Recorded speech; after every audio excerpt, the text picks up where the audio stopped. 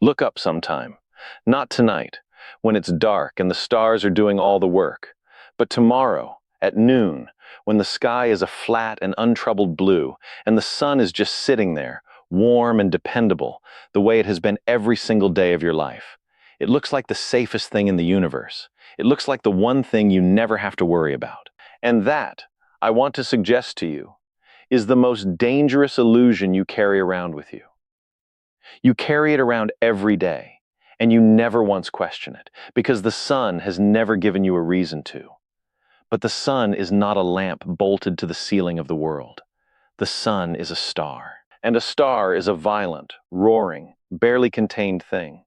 A controlled catastrophe, 93 million miles from your front door. And every so often, it reaches out and touches us, not gently. And we have been warned, in our own century, in our own instruments, that it is going to do it again. Now, I want to be careful here, because there is a lot of nonsense spoken about the sun ending the world, and I have spent my life fighting nonsense, and I am not about to start manufacturing it now. The sun is not going to explode. It is not angry. It has no opinion of us whatsoever. What I am going to tell you tonight is more unsettling than any doomsday story, precisely because it is true, and because it is ordinary, and because it has already happened, and because we have built a civilization that is exquisitely, almost comically, vulnerable to it. And most people walking around out there have no idea. So let's do this properly. Let's start from the ground, from the bare rock of what we actually know, and let's build it up brick by brick. And I promise you that by the time we get to the top, you will look at that blue sky differently for the rest of your life. Start with the simplest question, the one a child asks: what is the sun? And the honest answer is that for almost all of human history, we had no idea. We worshipped it. We named it. We built temples aligned to it. But we did not know what it was. Some very serious people, well into the 19th century, thought the sun might be a burning lump of coal. And you can't blame them. It's warm. It's bright. Coal is warm and bright when it burns. But there was a problem, and it was a killer of a problem. If the sun were made of coal or wood or anything that burns the way fire burns here on Earth, then given how much energy it pours out every second, it would burn itself to a cold cinder in a few thousand years. And the rocks under our feet and the fossils in those rocks were screaming that the Earth was far, far older than that, so the sun could not be a fire. Whatever was going on inside it, it was something we had never seen. Something with no earthly precedent. And here is the first place where it gets strange, and I mean genuinely strange. The answer turned out to be that the sun is not burning at all. The sun is a nuclear furnace, and at its heart it is doing something that on Earth we can only do for a fraction of a second, in the heart of a hydrogen bomb. Down in the core of the sun, where the pressure is unimaginable and the temperature is something like 15 million degrees, hydrogen nuclei are being crushed together so hard that they fuse. 4 hydrogen nuclei go in. 1 helium nucleus comes out. And here is the trick that runs the entire cosmos. That helium nucleus weighs a little bit less than the 4 hydrogen nuclei that made it. A tiny amount of mass has simply vanished. It has not gone anywhere in the ordinary sense. It has become energy. Pure energy. According to the most famous equation ever written, Einstein's little formula that says energy equals mass times the speed of light squared. And the speed of light squared is an enormous number, so a tiny bit of missing mass becomes a staggering flood of energy. The sun does this to itself at a rate of about 4 million tons of matter converted to energy every single second. Every second, the sun is 4 million tons lighter. And that lost weight is streaming out into space as light and heat, and a fraction of it, 8.5 minutes later, lands on your skin and warms your face. Sit with that for a moment, because it deserves more than a nod. The sunlight falling on you right now is old. It left the surface of the sun 8.5 minutes ago. If the sun winked out, and it won't, but if it did, you would go on feeling its warmth, seeing its light, having a perfectly ordinary afternoon for another 8.5 minutes before the sky went black. You are always seeing the past. You have never once seen the sun as it is. You have only ever seen the sun as it was. And it gets stranger still, because that energy, that photon of light warming your cheek, is far older than 8 minutes. It was born in the core of the sun, and to get from the core to the surface, it had to fight its way through 100,000 miles of dense, churning plasma, absorbed and re-emitted, staggering like a drunk in a crowd, changing direction billions upon billions of times. That journey, from the core to the surface, takes not 8 minutes, but something on the order of tens of thousands of years. By some estimates, 100,000 years or more. The light that warms you today began its journey when your ancestors were still learning to nap flint.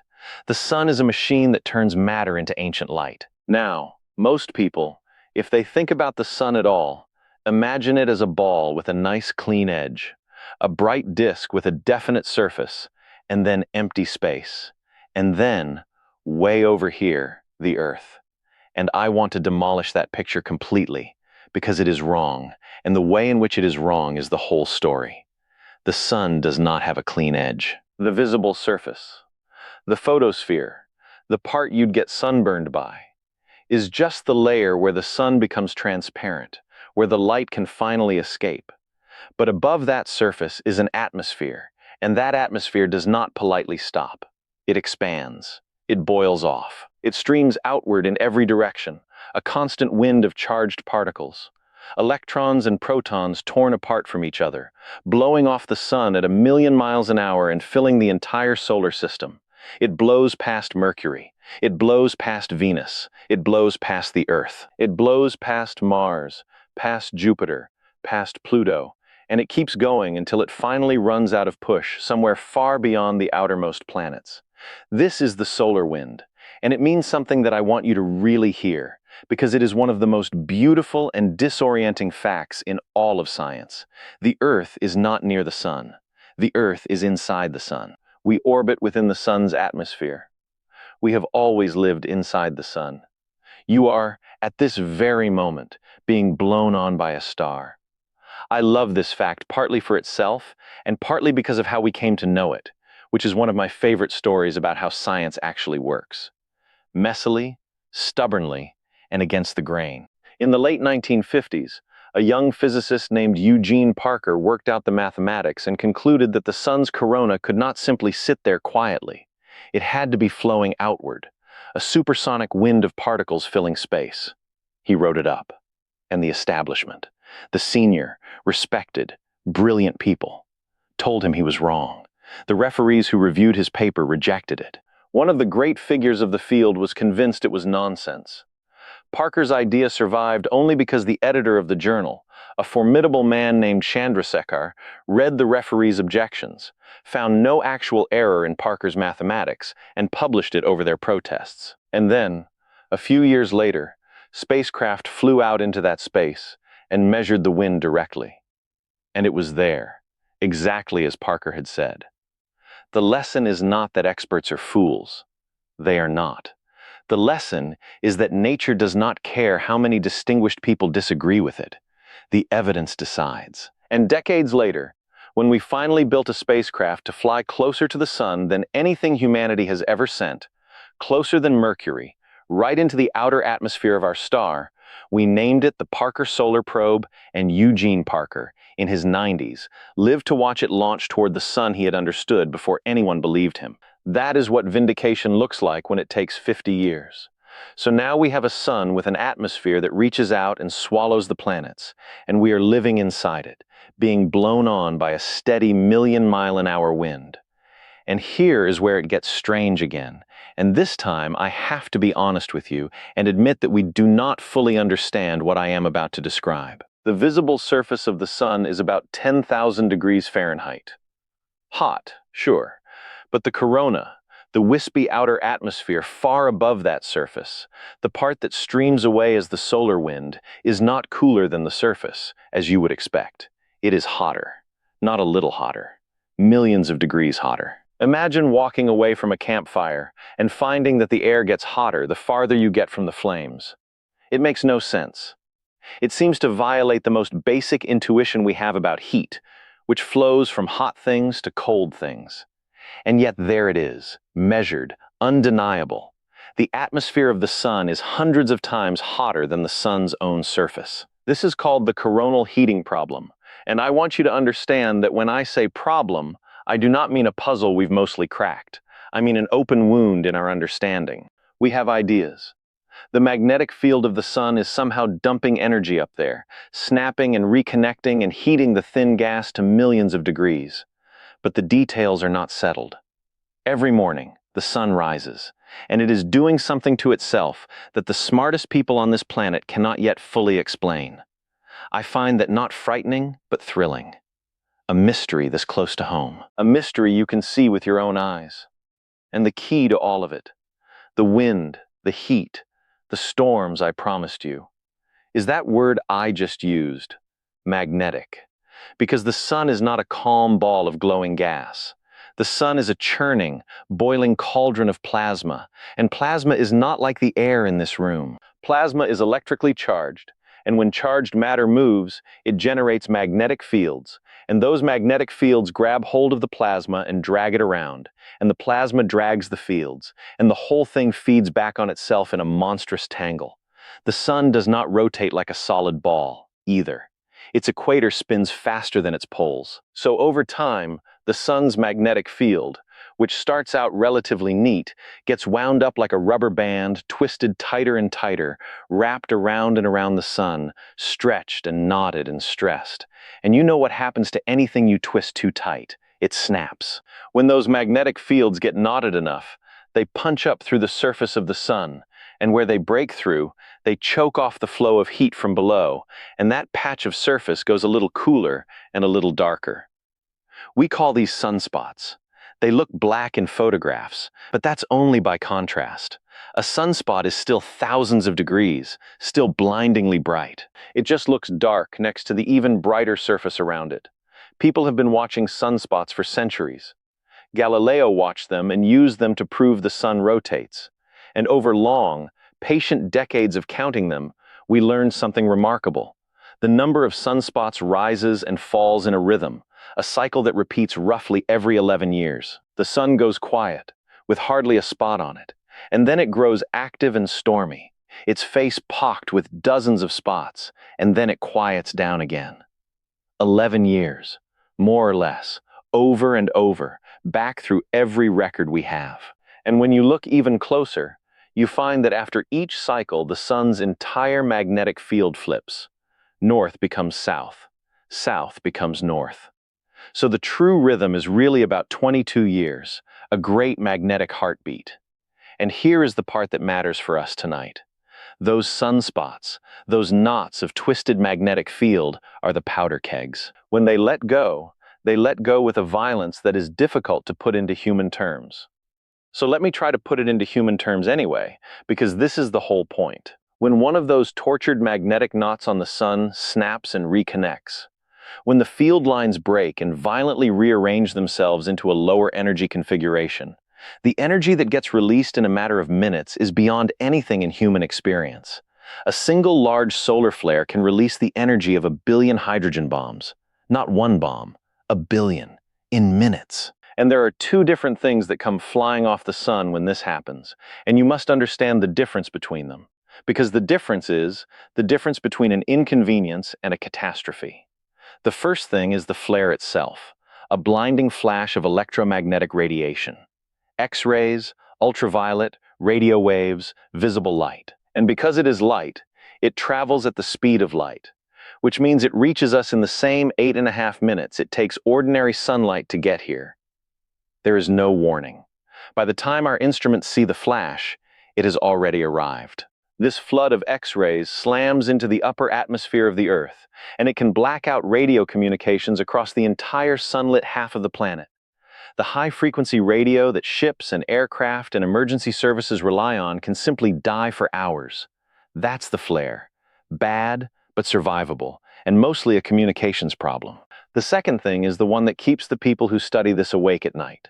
Sometimes, along with the flash of the flare, the sun belches out a colossal cloud of its own atmosphere. Billions of tons of magnetized plasma, blown clean off the sun and hurled into space. We call it a coronal mass ejection, a KEEM, and it is not light, it is stuff. Actual matter, a piece of the sun's own body, tangled up in its own magnetic field, flung outward at speeds that can exceed 1,000,000 miles an hour. Because it is matter and not light, it does not arrive in 8 minutes. It takes time to cross the gulf between the sun and the earth, typically 1 to 3 days, though the fastest ones on record have made the crossing in under a day. And that lag, that day or two of travel time, is the only warning we ever get. That is the entire margin between us and the storm. A day, sometimes less, sometimes a little more. And here is where it gets strange and personal and urgent. Because whether that cloud does nothing at all or wrecks our civilization depends on something almost absurdly delicate: the direction its magnetic field happens to be pointing when it arrives. Let me explain. Because this is the crux of it. The Earth, unlike most planets, has its own magnetic field. A great invisible bubble generated by the churning of molten iron in our planet's core. A bubble that surrounds us and stretches out into space. And this bubble, the magnetosphere, is our shield. It deflects the ordinary solar wind. It has protected life on this planet for billions of years. And without it, the atmosphere and the oceans might long ago have been stripped away, the way we believe they were stripped from Mars when Mars lost its magnetic field. So we have a shield, but a shield can be beaten. When a coronal mass ejection slams into our magnetosphere, what matters most is the orientation of the magnetic field wrapped up inside that cloud. If the cloud's field points the same way as the Earth's, the shield holds. The storm mostly slides around us, and we get a light show at the poles and little more. But if the cloud's field points the opposite way, southward, against our own field, then the two fields link up. They reconnect. The shield is pried open, and the energy of the storm pours directly into the Earth's magnetic environment. And we do not know which way that field will be pointing until the cloud is almost on top of us, until it reaches the instruments we've placed about 1,000,000 miles upstream, which buys us perhaps 15 to 60 minutes of certainty, a day of warning that it's coming. 15 minutes of warning about how bad it will be. That is the razor's edge we live on, and almost no one knows it. Now, I've told you this could be a catastrophe, and I've used big words like wreck our civilization, and you have every right to be skeptical. I would be. Extraordinary claims require extraordinary evidence. That has been my rule my whole life, and I'm not going to abandon it now just because the subject is dramatic. So let me give you the evidence. Let me tell you about a real day, a documented day, when the sun did exactly this to a version of our world. A smaller, simpler, far less vulnerable world than ours. And what happened? It was the 1st of September, 1859. A British astronomer named Richard Carrington was doing what he did most mornings, projecting an image of the sun onto a screen in his private observatory and carefully sketching the sunspots, which were unusually large and complex that day. And as he sketched, something happened that no one had ever recorded before. 2 brilliant points of white light erupted within the sunspot group, blindingly bright, brighter than the surface of the sun itself. Carrington was so startled he ran to find someone to witness it, and by the time he got back, in barely a minute, the lights had faded. A second astronomer, Richard Hodgson, watching independently, saw the same flash. What they had witnessed, and what Carrington had the presence of mind to document, was the first solar flare ever observed by human beings. The raw, naked release of the sun's magnetic fury, caught by accident by a man drawing pictures on a September morning. And then, about 17.5 hours later, the cloud arrived. The coronal mass ejection that had been launched with that flare crossed the 93 million miles to Earth in less than a day, one of the fastest transits ever recorded, and it struck our magnetosphere with a violence that has become the benchmark against which every solar storm since is measured. We call it the Carrington event. And what happened next reads like something out of a fever dream. The auroras, the northern and southern lights, which normally hug the polar regions, blazed down across the entire planet. People saw them in Cuba, in Hawaii, in Colombia, almost at the equator. In the Rocky Mountains, the aurora was so brilliant that gold miners woke in the middle of the night, believed it was dawn, and got up to cook breakfast. In the northeastern United States, you could read a newspaper by the light of the sky at 1 o'clock in the morning. The heavens were on fire, silently, from pole to pole. But the auroras were only the beautiful part. The dangerous part was happening in the wires. Because 1859 was not a primitive year. It was the dawn of the electrical age, and one technology had spread across the world: the telegraph. Thousands of miles of copper wire strung across continents, the nervous system of the 19th century, carrying messages faster than any horse or ship. And when a geomagnetic storm of that magnitude sweeps over the Earth, its changing magnetic field induces electric currents in every long conductor it touches. That is just physics, the same principle that runs every electric generator on Earth. A changing magnetic field pushes electric current through wire, and the Earth's whole surface, that day, became a changing magnetic field. So currents surged through the telegraph lines that no one had put there. Telegraph offices sparked. Some operators were shocked. Paper caught fire. And here is the detail I love most, the detail that tells you exactly how strange that day was. Some operators found they could disconnect their batteries entirely, cut off their own power source, and keep sending messages using nothing but the electric current the aurora was pushing through the wires. The sky itself had become the power company. For a few hours, the Earth ran its telegraphs on starlight. Now here is where it gets strange in the way that should concern you. And I want you to lean in for this, because everything I've said so far has been history. And history is safe, and this next part is not safe. In 1859, the Carrington event fried some telegraph wires and started some fires and gave the world a magnificent light show, and then life went on. Why? Because in 1859, almost nothing depended on electricity. You could burn out every telegraph line on Earth, and the farms still grew food, the water still ran, the trains still ran on coal, and nobody's life support machine switched off, because there were no life support machines. The storm hit a world with almost nothing to break. Now take that exact same storm, the same billion tons of plasma, the same shredded magnetic field, and aim it at the world you actually live in. The world of continent-spanning power grids. The world where every phone, every hospital, every water treatment plant, every gas pump, every traffic light, every atom, every refrigerator full of insulin and vaccines, every server holding every dollar you own runs on electricity delivered through long conducting wires. We did not just build a nervous system for our civilization. We built one made almost entirely of exactly the kind of long conductor that a geomagnetic storm loves to push current through. We took the single most vulnerable thing to a solar storm, and we made our entire way of life depend on it. And lest you think this is theoretical, that we are safe because the big one hasn't come in our lifetime, let me give you the smaller storms. The ones that were nowhere near a Carrington event and still did real damage. In March of 1989, a solar storm, a serious storm, but far from the worst imaginable, struck the Earth, and the geomagnetically induced currents surged into the power grid of the Canadian province of Quebec. In 90 seconds, the entire grid collapsed. 6 million people lost power in the dead of a Canadian winter, some of them for 9 hours or more. Transformers were damaged. A grid that engineers had built to be robust against every ordinary failure was brought down, from the sky, in a minute and a half, by a storm that space weather scientists would not even rank among the great ones. That was a warning shot, and most of the world slept through it. And then there is the day we don't talk about enough, the day that should be taught in every school, the day we got lucky and almost nobody noticed. On the 23rd of July, 2012, the Sun launched a coronal mass ejection of Carrington-class magnitude. A monster, easily as powerful as the 1859 storm, by some measures even stronger.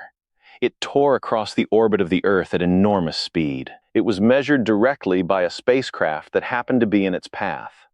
And it missed us. It missed us because it erupted from a part of the Sun that was not pointed at Earth, and it crossed our orbit through the patch of space where the Earth had been about 9 days earlier. 9 days. If that eruption had happened 9 days sooner, it would have hit us head-on, and the studies done afterward concluded that it could have caused damage running into the trillions of dollars and taken years to fully recover from. We did not dodge that bullet through any cleverness or preparation of our own. We dodged it because of the calendar, because the Earth happened to be somewhere else in its orbit. That is not safety. That is luck. and luck is not a plan. So let me be honest with you now about what we can and cannot do, because I have spent my career insisting that the honest admission of ignorance is not weakness but the very engine of science, and I will not pretend to a certainty we do not have. Can we predict these storms? Partly. We watch the sun constantly now, with a fleet of spacecraft, and we can see the flare when it happens and see the cloud when it launches, and we can estimate, roughly, when it will arrive. But can we predict, days in advance, whether a given sunspot is about to erupt? No, not reliably. Can we predict how strong an eruption will be before it happens? No. Can we predict the one thing that matters most? The orientation of the magnetic field inside the cloud, which determines whether it slides past us harmlessly or prees open our shield, until it is almost upon us? No, we cannot. The sun is, in principle, a deterministic system. It obeys the laws of physics like everything else. But in practice, it is so complex, so turbulent, so chaotic in the technical sense, that our forecasts remain crude. We are, in the matter of space weather, roughly where terrestrial weather forecasting was a century ago. We can see the storm coming, and we can tell you it's going to be bad, but we cannot yet tell you exactly how bad, or exactly where the damage will fall.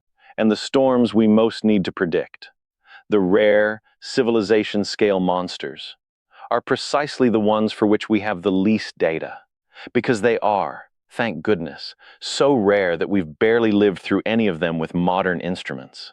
There is a deeper humility hiding underneath all of this, too, and I've already touched on it. We don't even fully understand the machine that makes the storms. The solar dynamo, the mechanism deep inside the sun that generates and twists and flips its magnetic field on that 11-year rhythm, is not something we can compute from first principles and predict decades ahead. We can describe the pattern. We cannot yet fully explain it. And the coronal heating problem I mentioned earlier still stands, unsolved, a mystery in the atmosphere of the nearest star. I find this genuinely wonderful, and I want you to feel the wonder in it, and not just the worry. Here is an object we can see every single day, the best observed star in the entire universe, sitting right next door, and it is still keeping secrets from us. The nearest star to the Earth is still, in important ways, an unsolved problem. If that doesn't stir something in you, if the fact that we don't fully understand the sun doesn't make you want to go find out, then I don't know what will. Now let me pull back, because I've kept you down among the wires and the transformers, and I promised you at the start that we would build up to something enormous, and I mean to keep that promise. Step back from the power grids and the telegraph offices and look at the whole picture, because when you do, something extraordinary comes into view. That same aurora that shorted out the telegraphs in 1859, that same eerie curtain of green and red and violet light rippling across the polar sky. Do you know what it actually is? It is the storm becoming visible. When the charged particles from the sun finally break through our defenses and spiral down along the Earth's magnetic field lines toward the poles, they crash into the atoms of our own upper atmosphere. Oxygen, nitrogen.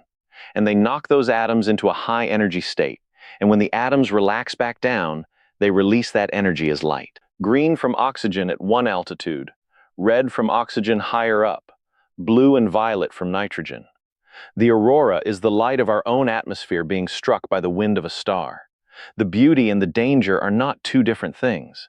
They are the same thing, seen from two different distances. The very glow that has filled human beings with awe and terror since before we had writing is the visible signature of the sun reaching down and touching the earth.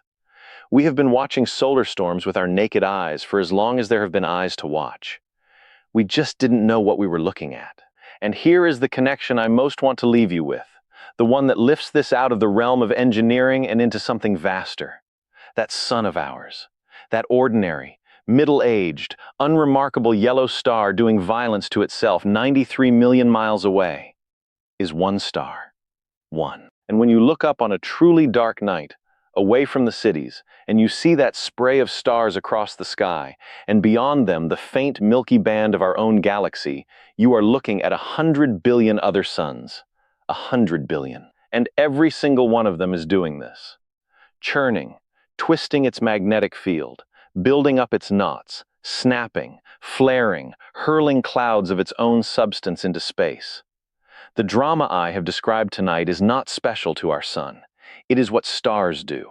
It is happening at this very instant, around 100 billion stars in our galaxy alone, and around 100 billion galaxies beyond ours. The universe is not a quiet place.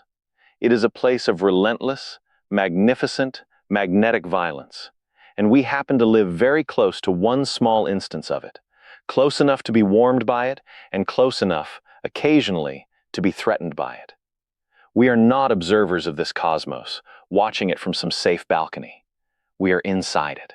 We are made of the ash of dead stars, and we live within the atmosphere of a living one, and the same laws of physics that light the aurora over the pole light every other star in the sky. I have spent my life trying to get people to feel that, to feel our real situation, our actual address in the universe, without either the false comfort of thinking we're the center of everything or the false despair of thinking we're nothing. And the sun, our star, is the perfect teacher of that lesson because it holds both truths at once. On the one hand, it made us. Every atom of iron in your blood, every atom of calcium in your bones, was forged in the heart of a star that lived and died before our sun was born, and our sun's steady light has, for 4 billion years, been the engine of every living thing that has ever crawled or swum or flown or thought on this planet. You are, quite literally, a way for the sun's energy to walk around and ask questions about itself. And on the other hand, that same star, indifferent and enormous, can reach out on any given day and, with a flick of its magnetic field, remind us how fragile the works of our hands really are. It gives everything, and it promises nothing. So when you hear that a storm is coming, when the warning goes out that our star has hurled a piece of itself in our direction and it will arrive in a day or two, I do not want you to be afraid. Exactly. Fear is not useful, and it is not the right response to a fact of nature. What I want is for you to understand. I want you to know what that warning actually means, and how thin the margin is, and how much we have chosen to build on top of a foundation the sun can shake.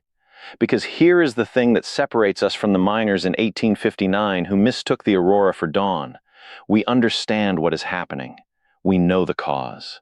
We have the science. We have the spacecraft watching the sun, and the engineers who know how to build grids that can ride out a storm, and the ability, if we choose to use it, to protect the fragile electrical nervous system we've wrapped around our world. The Carrington event caught humanity completely by surprise. The next one will not have that excuse. We have been warned, not by prophets, not by fear, but by physics, by evidence, by the plain record of what our star has already done and will certainly do again. And that is what turns this from a horror story into something else, into a test. Not a test the sun is giving us. The sun doesn't know we exist. A test we are giving ourselves. We are the first generation of human beings clever enough to see the storm coming, clever enough to understand exactly what it is and what it can do, and clever enough to protect ourselves from it. If we decide it matters, if we spend the money, if we build the safeguards, if we take the warning seriously before the storm arrives rather than after, the knowledge is not the hard part anymore. We have the knowledge. The hard part is whether a civilization smart enough to string its whole existence on a web of copper and silicon is wise enough to remember what star that web hangs beneath. So I'll leave you with the question I cannot answer, the one I want you carrying out of here and arguing about on the drive home, the one that keeps me up at night far more than any cloud of plasma ever could. We have been warned. The evidence is overwhelming. The physics is settled. The storm is not a matter of if, but of when. We know all of this. The only thing we do not know, the one genuinely open question in this entire story, is not about the sun at all. It is about us.